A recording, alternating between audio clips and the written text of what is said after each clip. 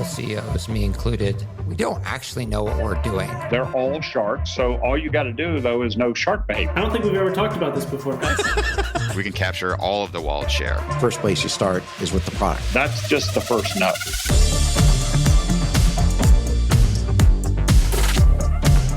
This is the Capital Stack.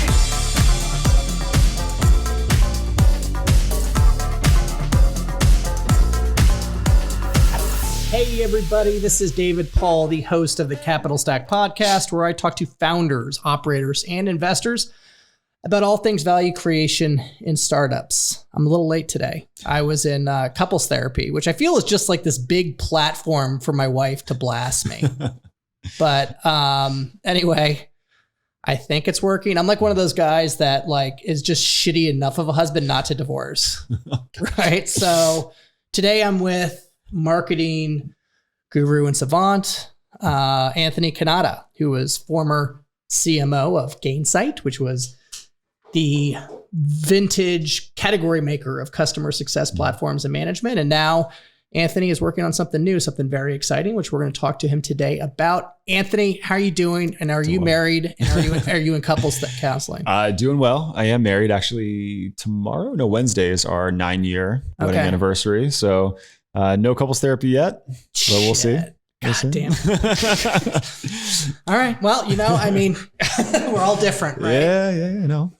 Well, 9 years straight, not one session. Actually, I think there's one session, but it was more for me, I think, at that point. Yeah. It's always about you. It's actually more for my therapy that she just had a seat into. Yeah, she triangulated you into therapy. Exactly. Cool, man. Cool. Awesome. Well, so good of you to be here. Why don't you tell the audience a little bit about yourself and what you're working on? Yeah. So, you mentioned this, but I'm sort of a career marketing operator for most of my career in the B2B context. And so was at a company called Gainsight for about 7 years. We built that from basically a pre-revenue SaaS business to about 100 million of ARR when I was there. So you were in the beginning. Oh yeah. I was the first marketer. I think it was employee number like 14 or something to that end. Oh wow. Okay. So fairly early. And that was an incredible journey of just understanding how content and events and kind of thought leadership in general is an accelerator for not just like building a great brand, but actually for driving revenue and driving growth. And so that was a big part of our kind of experience at Gainsight through that, actually creating this industry, as you mentioned, this category around customer success. I went on to a company called Front in sort of the email collaboration space before I was sort of swept off my feet by Hopin in 2020. That's right. I remember Hopin. That was like an event thing? Events. Yeah, exactly. And events were just so core to how we built Gainsight that a chance to like reinvent that industry, was one that I couldn't pass up. And so, we could probably do a whole podcast on that 14-month period of my life. But, one of the things that I noticed that I wanted to bring into Front and bring into Hopin was that same idea of how can we build thought leadership as a brand in B2B, in SaaS, right? In an industry that talks a lot about product-led growth and kind of, efficiency and all these things, but we don't often talk about brand. We don't talk about building this emotional relationship with our audience. Because it's hard.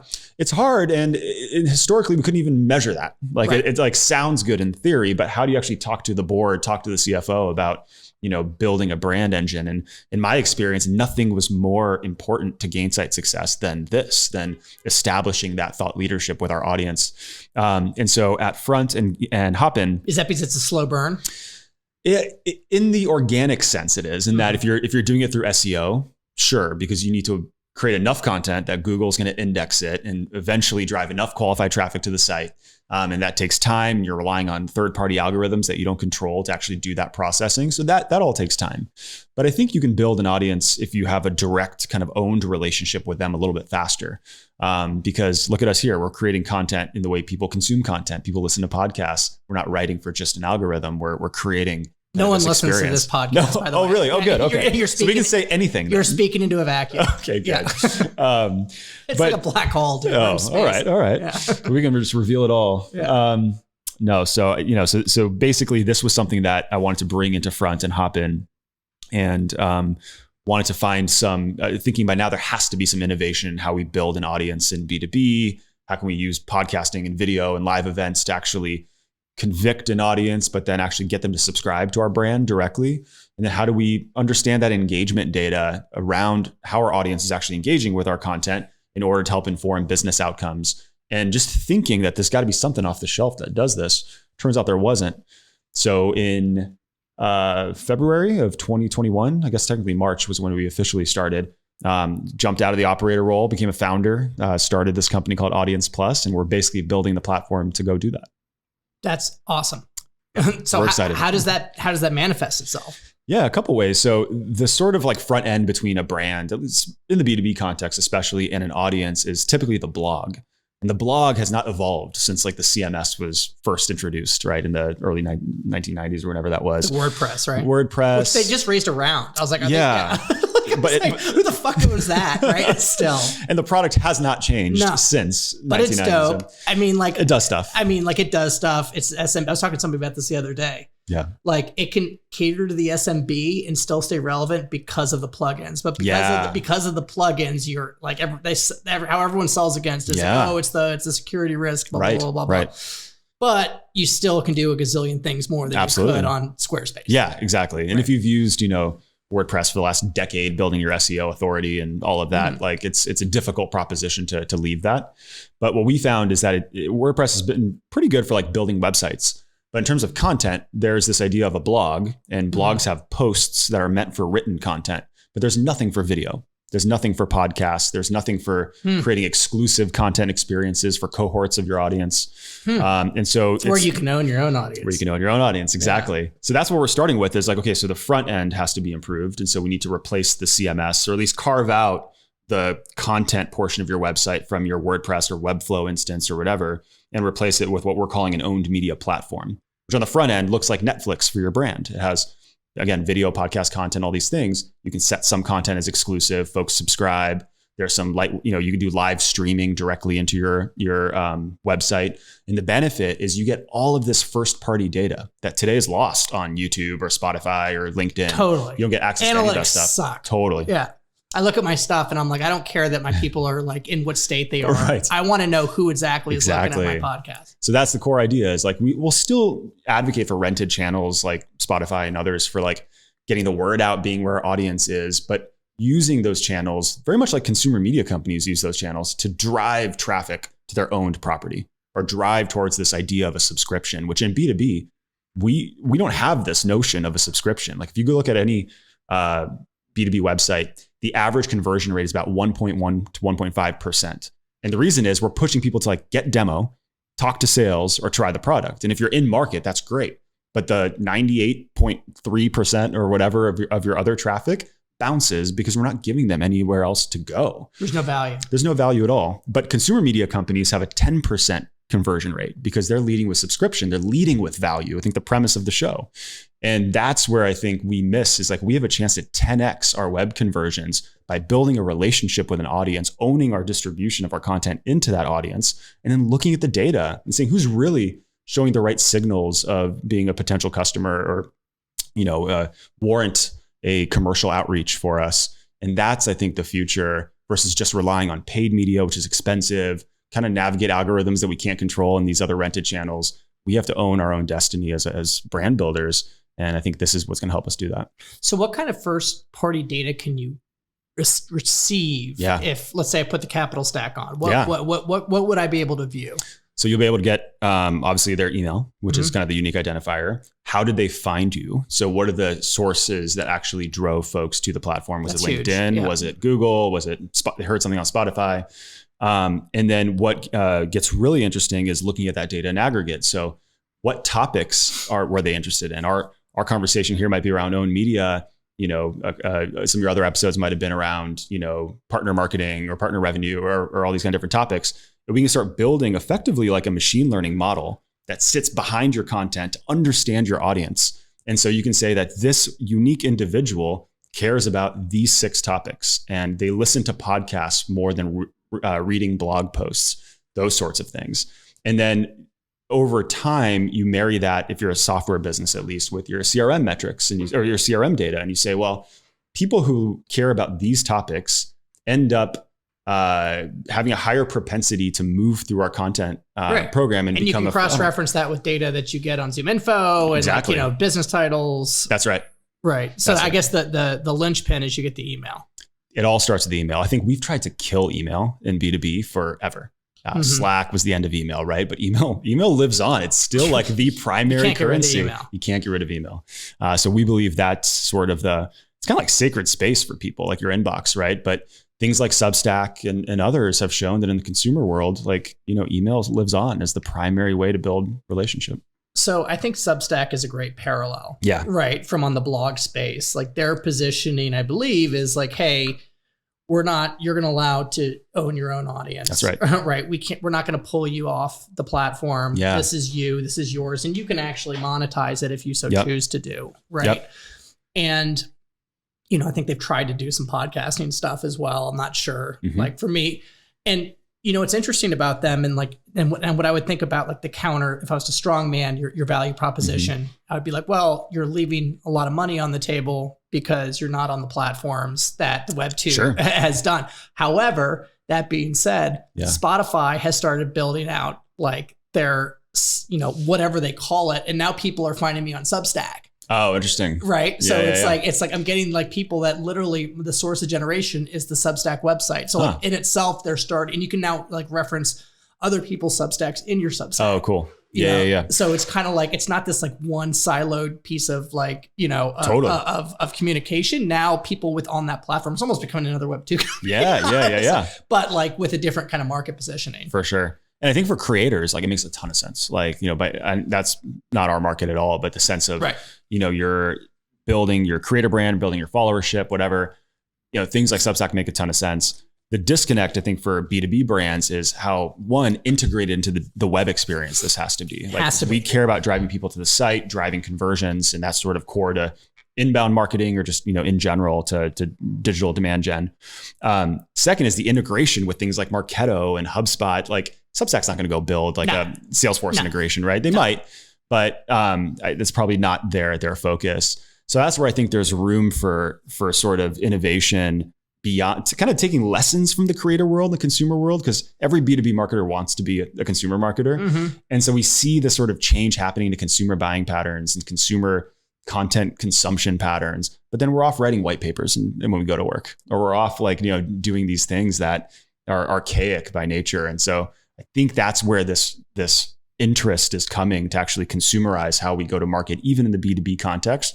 And it's all about the owned relationship in that way. So give me an example of like how a B2B company, let's call it whatever, you make the example, would integrate this into their workflow, and like how like a customer, one of their customers, would your customer's customer would come, and how like your product is positioned within the marketing stack, which is, fairly, sizable at this point. So that we've got I won't name names, but a $7 billion SaaS business, public company, has tried to generate demand over the last, several years here, and is sort of like running out of juice. Like the old tactics aren't working. And so what they've decided to do is to embrace this kind of like showrunner mentality for marketing. And so they took their campaigns team that reports into demand gen, and they've rebranded them as audience marketing managers. And it's a multi-product company that sells to different kind of buying centers. And so each AMM is responsible for a different persona, and they get budget to go and produce a bunch of shows to engage that audience up and down kind of the funnel. Is that just educational stuff? Educational, inspirational, entertainment, becoming a lifestyle brand for whatever that persona is. And we're not talking about selling to marketers. We're talking, fairly traditional industries here that don't have their kind of podcast of record or these types of things. And so the belief is for them, the traditional MQL that we've kind of, talked about in years isn't the right metric anymore to measure a leading indicator to pipeline or to revenue. Instead, it's audience engagement. And so they're effectively going to be using the data set that AudiencePlus is collecting to score their accounts that are engaging with all of this content universe that they're creating for each of their audiences.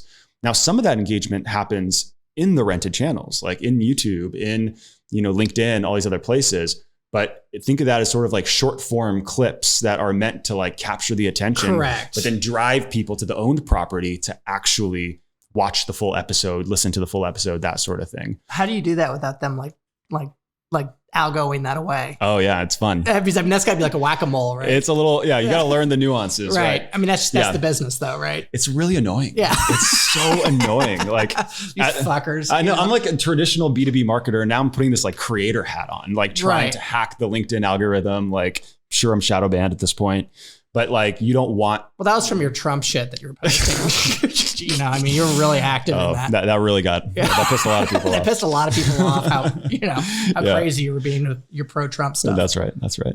No, so that's I think a reality is that we need to realize what creators have somewhat realized already, that these algorithms are not for us. Like there's actually misalignment between our intention on these platforms and their intention. They're using our data, our audience, our content to sell advertising at the end of the day.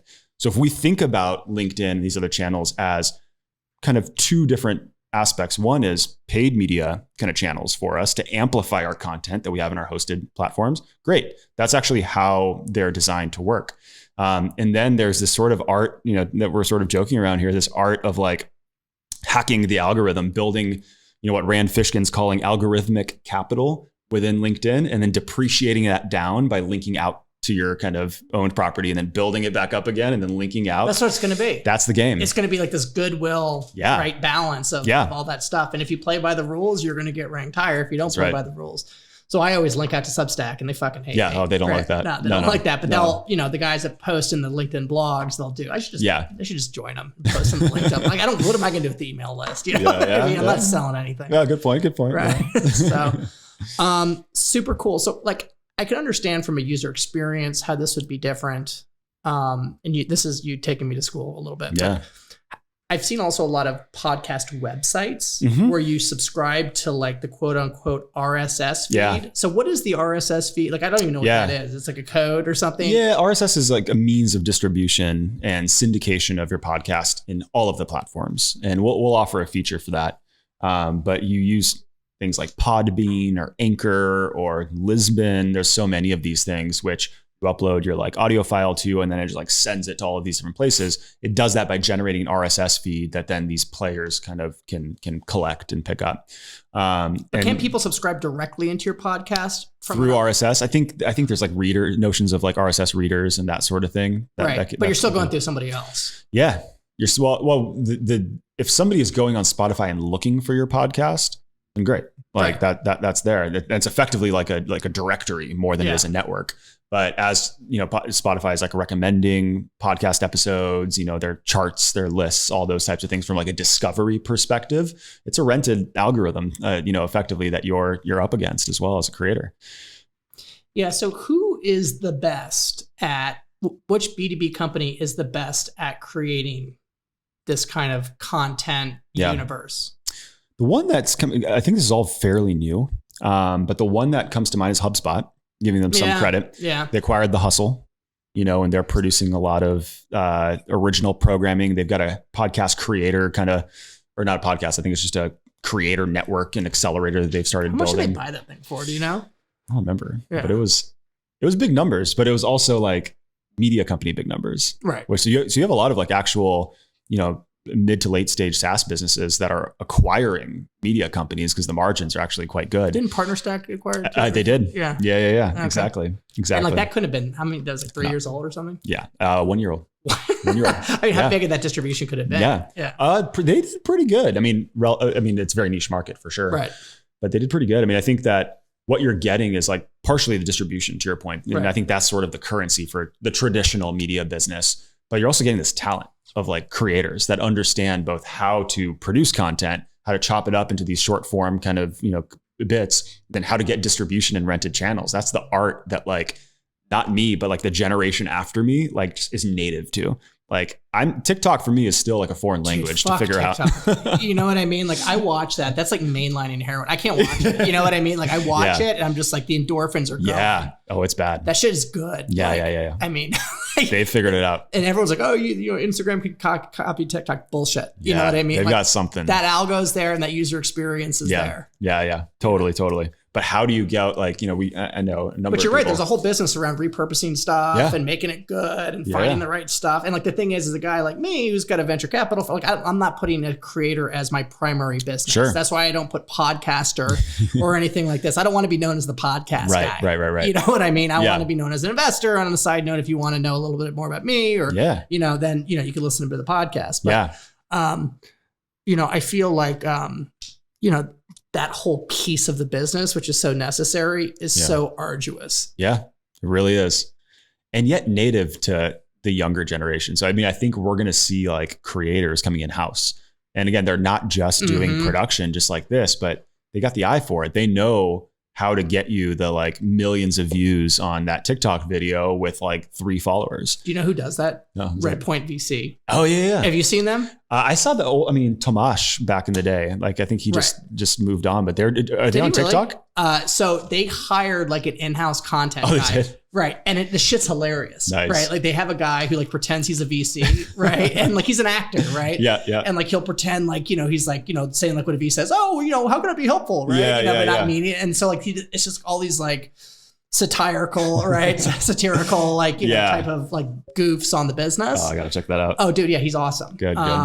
Yeah. So he's doing it. And I've actually seen a couple of other VCs that are starting to do the TikTok thing. It's crazy. It's wild because we haven't cracked it yet because we're putting like short form clips from our long form, like podcast or video series on TikTok. And we'll get like some pretty decent traction.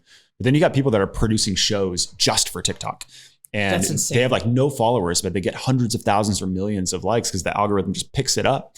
And that's an art, like figuring out how to do that. And it's kind of like a foreign language, I think, for a lot of us. Yeah. And the problem is I talked to this guy and he was I think he's an angel investor and he's a content creator on the investor side. And he's got a YouTube channel called Dumb Money. And it's actually like, it's really funny. You know what I mean? Like it's really, really funny. And, I saw him years ago before COVID and when he was just launching and he grew exponentially. And I saw him again recently after COVID.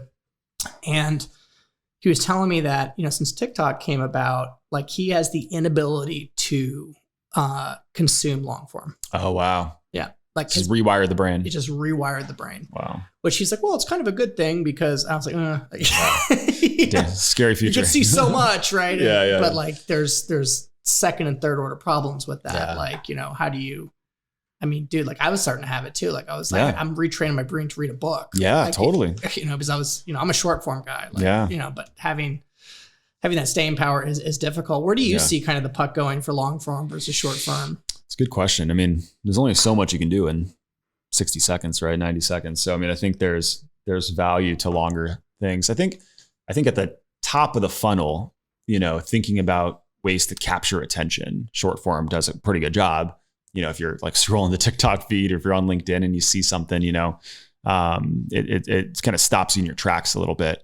But I think that the further down funnel you go, there's this sort of like desire for a couple things. One is kind of deeper education. And so, I think that having podcast episodes like this are important because people are going to be listening and they want to hear the whole thing. They might have been drawn in from a clip that you published on LinkedIn or something, but they'll stick around to hear the whole conversation. But what I'm also finding is like even further down funnel, there's this like media and content do a great job of like bringing an audience in, but things like events still work to actually get folks. Dude, I love events. Events are huge. Yeah, dude, events have gotten, people have forgotten the value of events. Yeah, because we, at our like, social psychological level, like we care about connection and being able to build relationship in person. It's so hard to do it online. You can in a way, but I think content and media can help with that, whether it's short form or long form, but like people really want to get together and they want to compare notes. They want to, shake hands. And I think that events are a core part of sort of the owned media kind of, playbook as it is. Mm-hmm. So the reason I bring that up is it feels like that's almost a good like anti-example to short form. It's the opposite end of that spectrum. Yeah, that's like super long. Yeah, it's like get on a plane and spend a week, right? Like that's a commitment. Like experiential. Or exactly. Or virtual events too. But those things suck. Honestly. Yeah, I'm not at Hopin anymore, so I can say that. Yeah, exactly. Yeah. But Hopin was there like early, right? They were they were before. I remember we used to We used the Hopin app for the Allbound conference where I think 10 people went to. You remember that? I remember that. God, what a shit show the company was, wasn't it? You were on the board of that. I know the founder really well. Yeah. I know the founder really well. Yeah, that was we sold that thing. Oh, that's right. Everyone made money. Good. Believe it or not. Good. That that's was awesome. I don't think the Canal Partners guys couldn't have not made a mistake till like the final day. Like even like at the closing, we were fucking up, on that and falling down. It was unbelievable. Oh gosh. But everyone, including the employees, made money. That's awesome. Yeah. You'd love to hear that. Yeah. And it definitely took a lot more work than we thought it was, but that turned out to be actually a really good company. Good. Which talks about, partner-led growth. Yeah, the thought leadership from the founding days. Yeah. So what are you seeing in that? What are the trends in B2B besides the content partners? Creation? Yeah. What are you thinking is like how should B2B think about going to market now? Yeah. I mean, I'll admit I've been keeping sort of the audience building and engagement hat on quite a bit. I think there's but all right, so let's talk about that for one more second. Yeah. So if I'm an early stage company, I get seed funding, I get $2 or $3 million bucks. Where's the best ROI? Like how do I think about that? And where should I be from, this budget to that budget? Like, how do you think about that kind of stuff? It kind of depends on what you're trying to do, right? I think if you're trying to build a demand engine, things like paid media are transactional channels to grow, and it's like a never ending pit, and you're competing against folks that are outbidding you. So fuck that. That's probably a bad place to start. Yeah, exactly. That's the antithesis. You don't want to pay traffic to your audience. Yeah, totally. So I think actually, so for example, we've been, again, depending on what time, when this episode airs, we've been in market since October. We're in a capsule of time. We're in a capsule. I know. What is real right now? We don't know. Yeah. We're either in the future or in the past. It doesn't matter. That's blowing my mind. Yeah. But we've been basically building content, both from an SEO perspective as well as kind of, media kind of strategy perspective. $0 of paid spend. We've built an audience of about 2,000 subscribers at the time of this recording. Mm-hmm. And partners were a big part of that. I'm happy to talk about that element. But that, if we had a product to sell them at the time of this recording, that's 2,000 potential people that we'd be reaching out to and looking for signals in the data and, hopefully kind of start sparking conversation. So I think there's this myth that if you're an early stage startup, if you're a single marketer or whatever, you can't do this until you have, $200,000 for an agency engagement to just get 6 episodes out the door. It's not true at all. You can get started pretty quickly and pretty cheap. And because you're developing content that's authentic and you're focused on that, you'll get a pretty quick feedback loop for people that are interested in hearing more from you. And for us, it's been great to test messaging. It's been great to drive new ideas for the product, for the roadmap, because we're sort of building empathy as our would-be customers.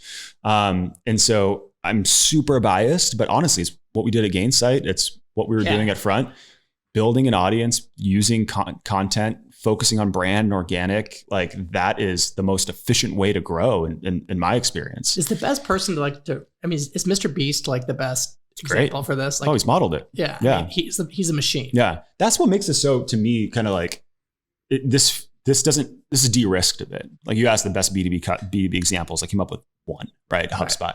There aren't many yet, but we see proof points all over the industry. It's just not ours yet. We see what Mr. Beast has done. Yeah, exactly. Substack is and Patreon and others are sort of democratizing that experience. It's on trend, right? Totally. It's on trend. Totally. I mean, nobody wants to pay Google and Facebook anymore. And, everyone's talking about ChatGPT. Yeah. You know what I mean? I think that ChatGPT is just going to make more shitty content. That's right. You got it. It might take some of that table stakes SEO stuff out of the door, which is nice. But then Google's going to get wise to that. And it's okay, we're going to have more inauthentic content that people are going to make. And, right. How I think about authentic content is you have to enjoy it. Yeah. Right. And the second that it becomes work, then it's not cool. Right. Right. You've lost your way You've lost your way. And so for me, if there's a Venn diagram of long, short, valuable, I'm definitely not valuable and not long. You know what I mean? But I do it consistently. Yeah. You know what I mean? Hey, cadence is, I wrote a whole thing about this. I think cadence is actually what makes media companies work. Totally. Just staying in the game long enough, continuing to publish, continuing to create. Totally. For sure. Totally. And for me, that works because I can get my thoughts out. Yeah. And, a guy, a venture capitalist in town named Howard Linson, he told me this. He's big on Twitter and he's written a blog every day. He said, do it for you. Make it a part of your routine. Make it a part of your workout. Make it a part of your exercise. Just get your thoughts out. And eventually these things compound. Yeah, absolutely. Absolutely. But getting back to your question about partners, what's been really interesting is through that lens, partners are actually massive like accelerants to building an audience, because what you're effectively doing is, if you're able to establish some type of like co-marketing relationship with partners that are selling to the same, personas or the same kind of industries that you are, you're able to bring some value to the table, be it your content itself, your thought leadership or whatever, and they're bringing their distribution to the table. And so you're co-marketing into their audience, and thus extending and building your own audience as a proxy. It's a no-brainer. Absolute no-brainer. Because you're giving them SEO authority. Yep. You know what I mean? And like, they don't want to do the work anyway. Exactly. So like, I just have to show up to this, send a couple of emails, and great. Like, I'm in. Yeah. What do I have to do? Exactly. And you get all that distribution because they're not doing the work, because they're a lower margin business generally, right? If you're especially selling into MSPs or resellers or whatever. So like, absolutely makes no sense. They're getting the exposure. That's right. And so that I've found to be extremely helpful for audience building. Yeah. That's smart. And we see that, by the way, right? We see in the consumer context, this idea of like collaborations, like brands with like influencers. It's like the same thing. There's like nothing new here, right? But I think just we're seeing the convergence of consumer and B2B, I think. And I think companies that are investing in this can stand out. I see it. Their peers. I see it. I see the vision. Cool. Well, a couple canned questions. Anthony, what is your favorite book? Oh man, there's a book called The Ruthless Elimination of Hurry that I'm reading. I think hurry is the biggest contributor to burnout. And in startups, we talk a lot about speed, but I know. Yeah. You never hear we need to go fast. Yeah, exactly. Says right. who? Yeah, right. No one's funding anything right now. No one is, right? So, but there's a difference, right, between speed and hurry. Speed is like, we got to move quickly and like, speed of execution type of thing. Hurry is a cultural thing. Yeah, exactly. And it leads to burnout, and it leads to personal kind of. So this book is actually approaching it from the personal context, not business, but I'm learning a lot as like a leader and executive and father and husband and all these things. And how can I create margin in my own life so that I can show up at work and be a little less hurried. So, we talk about email being sacred and everything. So I'm reading a book right now called like How to Invest. It was, built by a creator, right? Yeah, not the book, but it was, distributed and kind of advertised through this creator, Liquidity, which is kind of like, finance, venture capital, private equity. Uses a lot of memes. It's funny. Yeah. But they were interviewing a guy named Ron Barron, who's from Barron Mutual Funds. Never heard of him, but he's consistently beat the S&P about 5% every year, right after fees. So he's a pretty sharp guy. And he states he does not have email. Oh, really? Yeah, just doesn't have it. Good for him. Yeah, I mean, dude, good for him. And I don't know how you survived that. Yeah. But he states, I don't have time to think about the markets if I'm constantly playing that game. And I think there's some truth to that. I totally agree. Totally agree. You can't have your ideas. Yeah. Yep. Best piece of business advice you've ever gotten? I mean, remember the quote exactly, but that our careers are all about our relationships. I know it sounds really maybe cheesy and on the nose a little bit, but it's there. I think about, the opportunities that I was given by people that went before me and trusted me or took a chance on me. And as I'm sort of kind of maturing in my career, like seeing those same opportunities for folks kind of coming after. And just, I think that I wouldn't have had nearly the opportunities I have, certainly not to start a company, like forget about that, getting funded, like whatever, had I not developed and maintained relationships along the way. And as an introvert, it's kind of hard for me to do that. It's not just my natural, bias to be a great, stay in touch person. Mm-hmm. But man, just having the value for relationships, really extending yourself to develop them and maintain them. And you got to want to do it. You got to want to do it. Yeah, not from as I'm saying this out loud, it sounds like from a self-serving way, but genuinely wanting to do it. Well, and I think that has to come to you need to work with people that you want to work with. Yeah. Right. Yep. Dude, don't reach out to the guy that bores the shit out of you, right? Because it's not a fun experience. You know what I mean? I want to talk to this person again. Yep. Not because they would necessarily excel me or accelerate me, but just because, dude, I just really like that guy. Yeah. And he's kind of somewhat paralleling me, right? Doing that stuff. So. Absolutely. Cool. Awesome. Thank you so much for joining in. We have an episode every Tuesday on all your major platforms, YouTube, Spotify, and Apple, soon to be AudiencePlus. I was going to say, we'll get you an AudiencePlus. Yeah, I want to be a beta user. Let's do it. Okay. And you can, if you like it, subscribe, tell a friend. We will definitely love to have you on. So thank you, and we'll see you next week. Bye-bye.